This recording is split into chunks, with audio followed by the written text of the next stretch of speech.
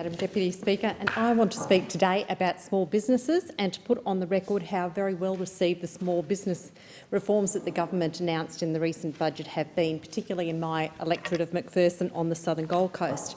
I took the opportunity in the week after the budget to visit many of my local small business owners, and I'd particularly like to mention Selena and Linda from Golossi Food Emporium, Tom from Three Worlds at Burleigh, Bruce and his team at the Byron Bay Candle Company, Michelle at Home Sweet Home, the lovely Linda at Burleigh Baker, and Vanessa from Country Canine Grooming.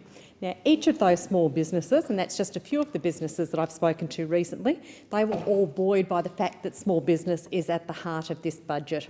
They're optimistic that our package will boost consumer confidence and help create a better local economic environment. At the end of Labor's term, the small business share of the private sector workforce fell from 52% to 43% of all employees. The coalition government knew that when we came to office we needed to turn that around, and we've been working very hard to do so. It's very true that small business is our economic powerhouse. 96% of all Australia's businesses are small businesses, employing over 4.5 million people and producing over $330 billion of our nation's total economic output. The Gold Coast has a reputation as the small business capital of Australia, and in my electorate of Macpherson we have around 15,000 small businesses, which is a significant number. On the Gold Coast, we are fast growing, we are an enterprising region, which is why the Have a Go budget has been so well received locally. I'd like to take just a moment to acknowledge and thank the very active chambers of commerce and other business advocate groups that collectively campaign and provide a voice for small businesses on the coast.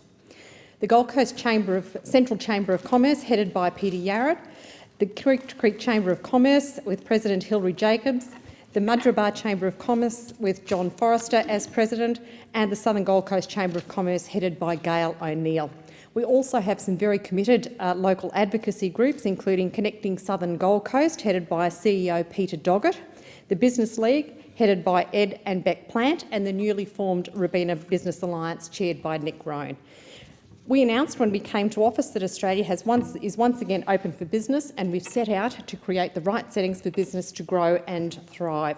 Small business on the Gold Coast will continue to benefit from the $5.5 billion Growing Jobs and Small Business Package, which is the biggest small business package in our nation's history. I'm proud to be part of government that is supporting small business to have a go and create the right settings for businesses to grow and thrive.